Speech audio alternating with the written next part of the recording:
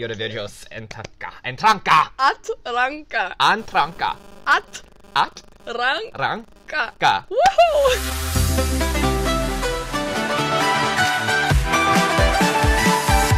She won the Voice of Lithuania in 2017, and she entered Eurovisios Atranka. Did I say it right? Eurovizijos Atranka, almost, yeah. Close enough. Back last year with the song The Truth, and now Monika Marija is back with Criminal. Hello! Hello. But before we get into Criminal, let's start off with your entry last year to represent Lithuania at the Eurovision Song Contest, because it was a little bit unusual as to how you ended up in the contest. Yeah, that's true.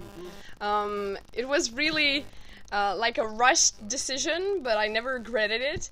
After I won The Voice, we heard of a offer that, you know, I could go to Eurovision, but I couldn't go with my own song because the submission closed. Yeah, the submission's closed, and you know, if you wanted to go, you have to go with the song because Erica, the original author of the song, said that she wouldn't participate in the contest anymore. So I listened to the song the first time, and I was like, okay, but I really gotta find my own point because she had a backstory for the song, and I don't, so I need to create it, and I need to create it soon because I need to film in 2 days and learn the lyrics and everything. So literally it was like 2 days before it was 2 semi-final or 3 days. 4. Yeah, that's true.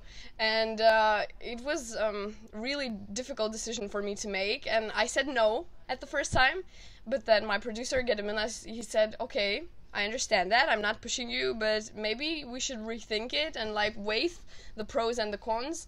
So in the end I said, okay, I think we should do it, and it was a really good experience. I learned a lot, and I'm glad that I got an opportunity to participate in the whole, you know, kitchen and the whole inside of the contest.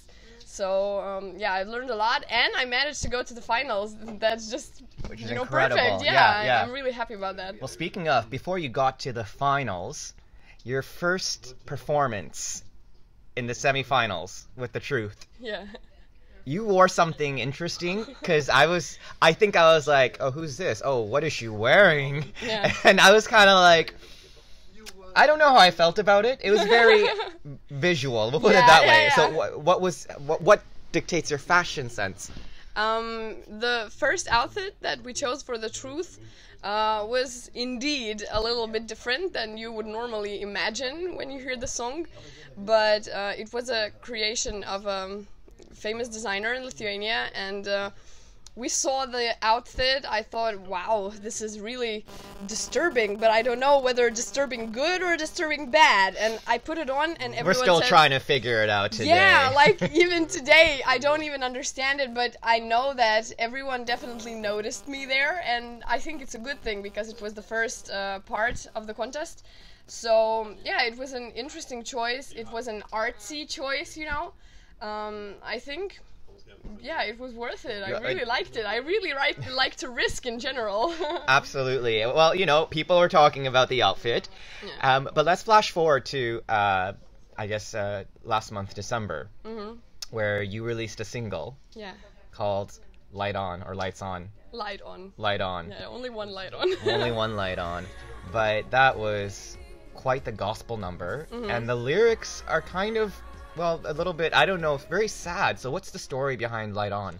I wouldn't say that they're sad. I think they're, like, personal. I have a backstory, and I don't know whether people, when they listen to the song, whether they imagine the same thing, but for me, the story is about the time, like 2 years ago, when I got really, really sick. I was just sitting on a couch like that in my house, like today we're sitting here, and my temperature rose in like half an hour. I started feeling really bad, and the next morning I ended up in reanimation, the rehab, and the doctor said, okay, you have a blood infection and it's really bad, and it's worse than we could expect it to be after, like, you know, one night. Oh, wow. They said, like, some sort of a blood level should be at 5 milligrams. Mine was 350. So they said, after like 200 limit, you know, people don't survive anymore. Wow. So you have like a couple of days left, or like a week left, and I was laying there in like a glass box, completely sterile, you know, no people could visit me. I didn't have anything of my own, not my clothes, not my cell phone, not any single thing. And my sister could visit me only like 20 minutes or half an hour a day. So I even asked my parents not to come. I said, you know, it's just gonna be maybe too hurtful to see you, so let's just chat when we can, if I make it out, and if not, then it's okay. Wow. So I met my sister there, and she was being really positive about it, but I remember laying there in the bed and thinking, you know, if I make through this one more day, one more hour, then, you know, I can deal with anything in my life, absolutely anything. And after like 2 weeks or something, I actually made it out, and it was incredible. So I said, yeah, I'm gonna start living now, like, you know, to hell with it. Wow, that's incredible to have so much meaning behind the song that you have. Yeah, so actually the song is about that, you know, just keep the light on, just have hope for yourself, you know, don't turn off your, you know, passion for living. Right. And yeah, every time I sing the song, I think about that, just how happy I am to, you know, manage my life still to now, to this day, and to live my dreams, and to, you know, have some prospects in my future. Right. Well, it worked out for you because you won The Voice. So yeah. Definitely, Yeah, you're living amazing. your life. Now, when you were on The Voice, your coach was Donny Montel. Yeah. And of course, every Eurovision fan out there knows Donny Montel. Yeah. What was that experience like working with Donny? At first, when I came to The Voice and the interviewers asked me, so which coach would you choose if they all turned? I said, I don't know, because they all have their strength, but I think Donny would be the one, just because our characters match, you know, our mentalities match, and I chose him when they all turned, and I was really happy about that decision, because I was right. We did have a lot in common, and we found a really good way to communicate to each other. We were really truthful all the time, and he had a lot to teach me. I had a lot to listen, and it's nice to this day. We're really good friends, and he's a really good mentor of mine. But you're going against him for The Voice Kids. You're kind of like, it's kind of like the apprentice that's come to go right for the master. Yeah. Is that, I guess that's going to be friendly competition for you're a coach on The Voice Kids and he's a coach as well. Yeah, well, you know, he was my mentor a year ago, more than a year ago. So now it's kind of ended, and now, you know, we have to move forward. So I think it's a really interesting game now that we're both coaches and we're both, you know, rivals. So it's really interesting sitting in the chair next to him, because he's saying like, oh, you know, you have learned everything from me. What new can you tell? And I'm like, yeah, but I learned everything you have. I have my own stuff, so I'm like double power. Better. Yeah. Yes. And let's go to this year, your entry for Eurovijos Atranka. Getting there. Yes. You have the song Criminal, which you also just released as a single.